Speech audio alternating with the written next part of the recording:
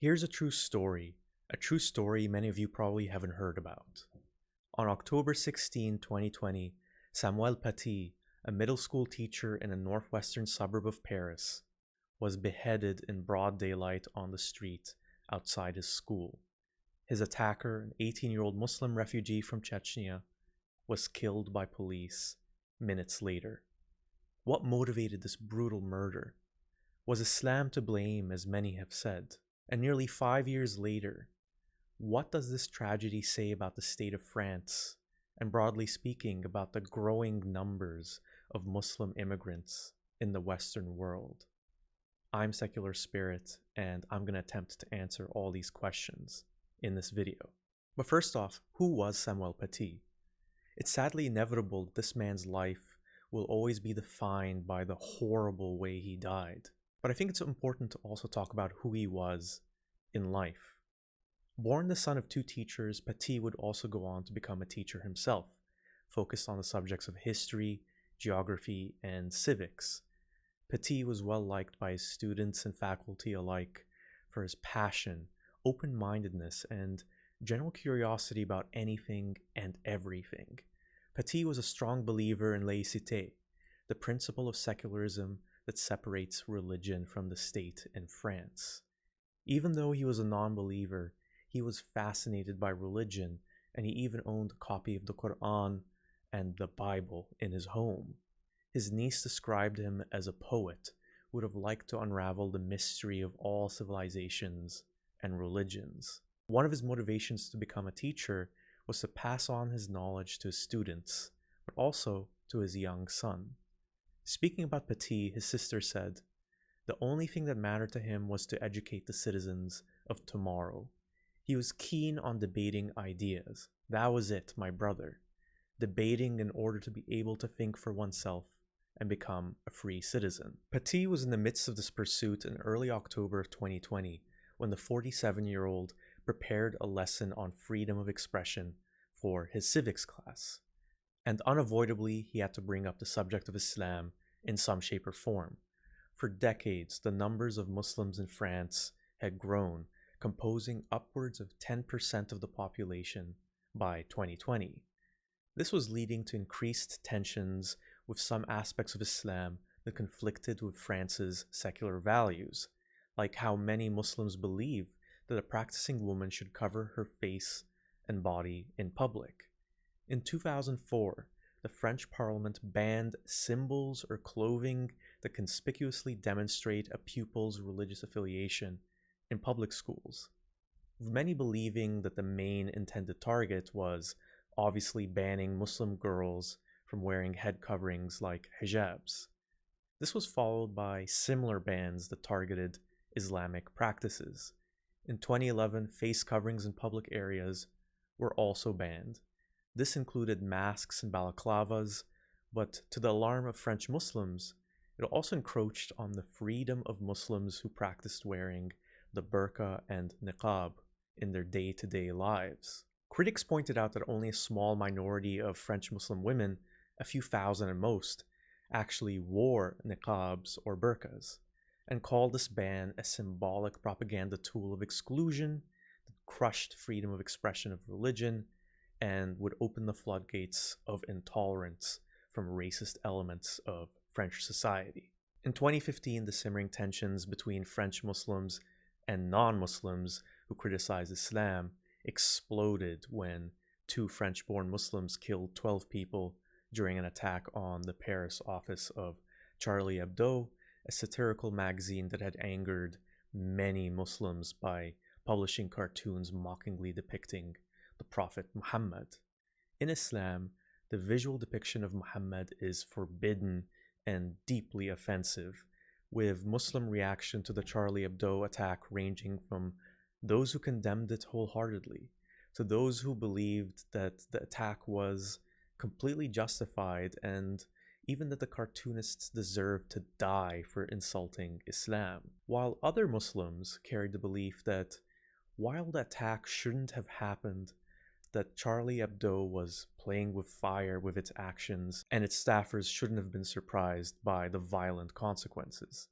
Essentially, The attack was wrong, but the victims kind of had it coming to them. Beyond Muslims, many in French society who condemned the attack saw it as an important reminder to safeguard the freedom to criticize Islam, while others believed there was a limit to freedom of expression, that intentionally offending Muslims was a hate crime that shouldn't be tolerated. The Charlie Hebdo attack was followed months later by the November Islamic terror attacks in Paris that took the lives of more than 100 people, as well as a soaring number of anti-Muslim incidents across France. It was in this backdrop that Samuel Paty taught his class about freedom of expression. 10 days later, a lie from one of his students would result in his death. This student, a 13-year-old Muslim girl, had just been suspended from school for repeated absence and rudeness. When her parents asked why she was suspended, she told a different story. She claimed she'd gotten in trouble with the school because she'd confronted Paty after he started his lesson and ordered all Muslim students to leave the room while he showed naked images of the Prophet Muhammad. Now, there were a couple of problems with this student's narrative. First of all, she was already suspended, so she had not actually attended that class, and Paty didn't tell any Muslim students to leave. What had actually happened was that Paty had shown and discussed some of Charlie Hebdo's cartoons in class, one of which was a naked caricature of Muhammad, and he told anyone who felt they might be offended that they didn't have to stay. But the distortion of reality had become the truth in the mind of the student's outraged father. The next morning, the father showed up at the school with a local Islamic activist, demanding that action be taken against Paty, who they called a thug who had to be fired. The father even filed a complaint that Paty was disseminating pornography to minors. When those two individuals couldn't get what they wanted from the school, they decided to turn to social media, posting videos repeating the students' lies and naming both Paty and the school. Those videos spread like wildfire, and the school started getting threatening emails and anonymous phone calls. Paty went to the police to file a complaint, and he was advised to stay at home until the school holiday that was only a few days away. But he refused to stay home. He didn't want to back down in fear, but he did take some precautions. During the 10-minute walk to his school, he stopped taking his normal path through a more remote, tree-lined area, instead taking a less direct route that was amongst houses and more people. He started carrying a small hammer in his backpack. He also wore a hooded sweatshirt and began asking colleagues to escort him, just to be safe. Then, on Friday, October 16, the final day of the half-term, around 5 p.m., Abdullah Anzarov, an 18-year-old Muslim refugee from Chechnya who lived in another community west of Paris, confronted Paty outside of the school. Anzarov had no connection with Paty or his school, but he'd watched a video posted online by the father of the Muslim girl in Paty's class, and he was enraged. There, right on the street outside the school, he stabbed Paty several times in the throat, then beheaded him. Soon after, Anzarov was shot dead by police at the scene. Anzarov reportedly had aspirations to become a UFC mixed martial arts fighter and only showed signs of what was called radicalization towards the end of his life, attacking Jewish people and Christians and the rulers of Saudi Arabia on social media. So my question is, what drives someone to resort to cutting the head off a middle-aged school teacher in a peaceful suburban street? The easy answer would be to just say it's Islam's fault. Muslims are taught that blasphemy towards Allah or the Prophet Muhammad is one of the worst things you can do. And while some Muslims will say that punishment and judgment is Allah's responsibility, or at the very least the responsibility of the rulers in a Sharia law state, other Muslims will argue that retaliating against offenders is doing Allah's bidding because it is defending the faith from outside attackers, in this case, from a non-religious Frenchman. As a Muslim, Anzarov felt angered by what he perceived as an attack on his faith and proceeded to punish the offender as other Muslims said was the right thing to do. Case closed, right? Life isn't so simple, of course. Islam is obviously the central factor, but what I think is most important to consider here is what Islam represents in this context.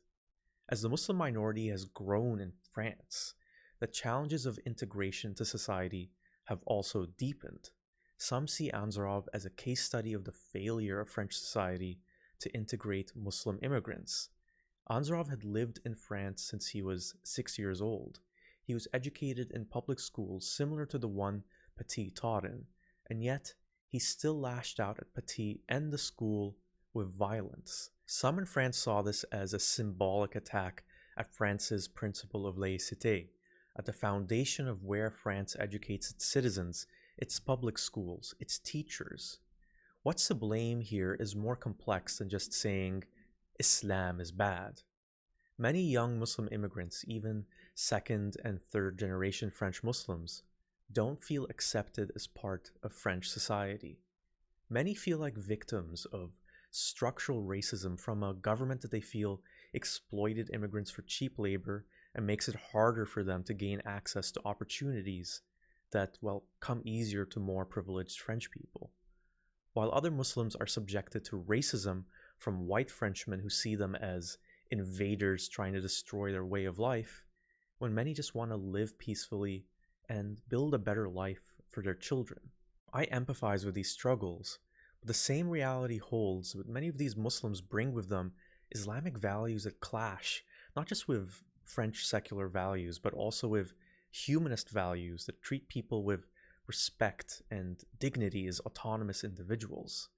Muslim women are indoctrinated into accepting arranged marriages, hijabs, niqabs, and burqas as the will of Allah, and that the woman must do those things to be seen as good and modest by her community. Muslims in general are indoctrinated to believe that LGBTQ people, atheists, ex-Muslims, and any who reject Allah are bad or lost people who are likely destined for hell.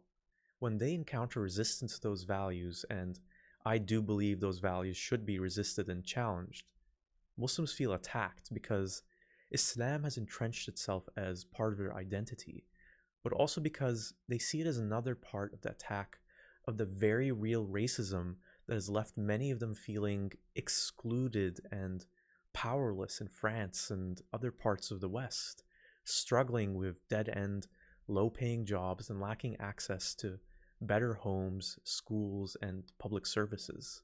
In their frustration, some turn to anger and hate at the institutions and individuals that rightfully challenge their toxic Islamic beliefs and wrongfully marginalize them and treat them as inferior. I think this is why so many Muslims were very willing to believe the lie of the student who started this all, and perhaps it helped mold the shape of the lie in the student's mind in the first place. In one of the videos that were posted to call for action against Paty, the student falsely claimed to be in the class when Paty showed the caricatures of Muhammad, while also adding, "They don't respect us. For them, we are not their equals, even though we are human beings like them." Many French Muslims are angry and looking for targets, quickly triggered by individuals and incidents they can attack, so they can then vent their frustrations at their lot in life. While not justifying the actions of Paty's killer or those who contributed to his death, I think this explains those actions. Islam is to blame, but Islam is also a conduit for other grievances, an outlet that expresses a major problem throughout the West. As globalization and mass migration continues, how do Western countries integrate immigrants, Muslims, but also Christians and others, and how do they challenge their problematic values without oppressing and marginalizing those people? So what happened to the Muslims who contributed to Paty's death? Well, the student who started everything with her lies was convicted of making false and slanderous accusations, while 5 other teenagers were found guilty of taking part in a group preparing aggravated violence. The student's father, as well as the local Islamic activist, went on trial too, accused of identifying Paty as a blasphemer in online videos and complicity in his murder. 6 others were also put on trial, with some accused of helping Anzorov and others accused of encouraging Anzorov on social media. This past December, the court reached its verdict, handing down prison sentences for all 8 people on trial, ranging from 1 to 16 years. The student's father was sentenced to 13 years for association with a terrorist enterprise, while 2 people were sentenced to 16 years for complicity in murder, with one driving Anzrov to the school and the other actually helping him get the weapons he used. So now we've come to the end of the video. I'm sure many of you are asking what I've been asking myself. How can we stop future killings of people like Samuel Paty? There's no easy fix I can offer, but I think we can come to solutions when we start to think of this issue with nuance and empathy.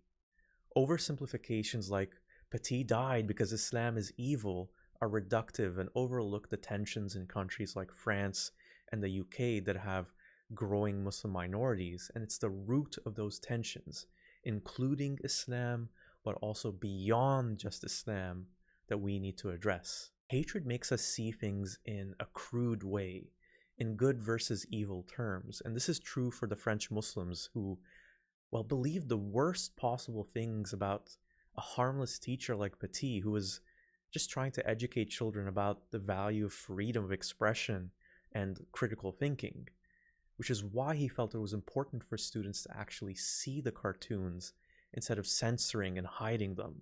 This blind hatred also holds true for France's right-wing white supremacists who believe the worst possible things about French Muslims, who they often view as a monolithic group that practices the most horrible Islamic teachings in the same exact way, which is definitely not the case. The sad part is that both of those extremes view themselves as the good and the others as the evil. In the end, we're all human, and we can't forget this as much as it's easier to demonize those who we feel oppose us. While I don't have an easy fix, I do know some approaches that just won't work. Taking the step of banning clothing and religious symbols, to me, even if it's only in public settings, is a gross governmental overreach in controlling people's lives. Honest and respectful education that encourages critical thinking is the best tool to show a Muslim woman the misogyny and oppression of the burqa, not instituting laws that ban them and single out Muslims and other minorities. On the other extreme, Western governments that defend Islam and penalize valid criticisms as racial hatred are glossing over the reality that Islam has many toxic teachings that cause harm. If those approaches don't work and there's no easy fix, what are we supposed to do in practical terms with all that nuance and empathy?